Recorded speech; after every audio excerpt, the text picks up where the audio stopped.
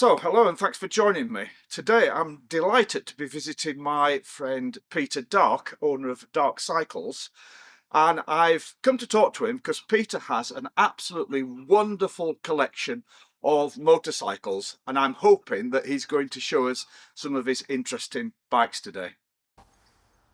Okay. Well, this, believe it or not, is the latest bike that I purchased. For those of you who are experts, you'll probably spot it is not a Greeves Silverstone, but for those of you who don't know a lot about these bikes will probably think it is a Silverstone. Basically, a gentleman from Bury St Edmunds in 1990 decided to build a replica, and he's done a pretty good job. So he has actually welded extra bits on for the rear sets. This is actually a motocross engine, not a road racing engine, but they're very similar. As I say, I'm looking forward to getting it up and running. Carburetor's been cleaned. I'm going to have to proof the tank because it's a fiberglass tank. But I just love these old bikes. I don't know what it is about it, whether it's the leading link forks, the cast aluminium I-beam on the frame. I just don't understand. I've actually got 5 Greeves motorbikes. I've got a couple of duplicates in the motocross side, but this was available on eBay, and I thought, why not? Rev counter, speedo, rear sets. It's got everything. Lovely alloy wheels, tune pipe. So it should sound pretty good. Steering damper, obviously road racers want a slightly tighter steering system which doesn't move, so you've just got a nut on the top that you tighten down, which presses onto a couple of plates, and you've got a friction washer underneath. Very straightforward. I think modern bikes have a hydraulic system. This is pre that. I do believe the carburetor to be a modern Amal rather than the old Villiers, or I think the old Amals used to be on, but somebody's obviously put a more modern carburetor on it. Maybe it runs better. So, what's this coming out the side here then, Peter? Well, that's your tacho drive. Must have been important to know what your revs were.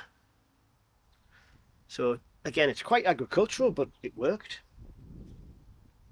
The front end, we've got a drilled hub, and we've also got twin leading shoes. Obviously, the disc brake hadn't been invented. And the suspension as well. Well, Greeves were famous for this leading link.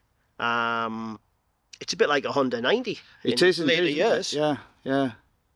So what size engine is this then? I do believe it to be a Greeves Challenger engine, 250, and the bottom end is called an Alpha crank. So Greeves were actually making the barrels, the pistons, etc., and they were buying other bits off Greeves. And I think the gearbox is an Albion. What would this bike have been originally? Well, basically, back in the 62, 63, when Greeves invented this bike, it would be for sale at the local motorbike shop, and the guy who was into racing would just come along and buy it and take it to a race meeting. And this was a race bike. He'd do his own little modifications, a bit of tuning, but basically a lot of our UK racers started their racing life on something like this. And it's a fiberglass tank. Fiberglass tank, yeah. Yeah.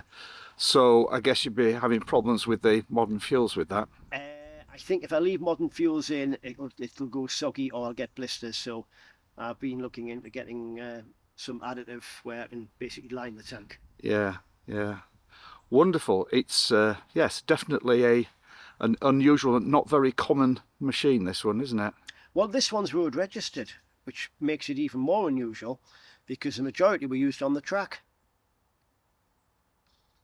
So Peter, there's like a little thing here and a little thing here. What are they about on the swing arm? Right, well, when this had been a motocross swing arm, you poured your oil in this end, put a plug in, you had a little bleed valve, and you had a little tube coming out of here, and it oiled your chain. So this is well before Scott oilers were invented. Fantastic. They say there's nothing new, don't they? No, this is British engineering at its best. Compared to BSA, they were miles ahead. So it's a lovely exhaust on it as well, Peter. I see. I assume you've had it off recently, which I've is had why, the exhaust off, yes. that's why you've not got the clips on there. But it's a beautiful exhaust, isn't it? Yeah, the welding on it's fantastic. It's got a silencer on the end. Yeah. How quiet is it then? Not too bad. I think with the silencer on, it does knock the decibels down.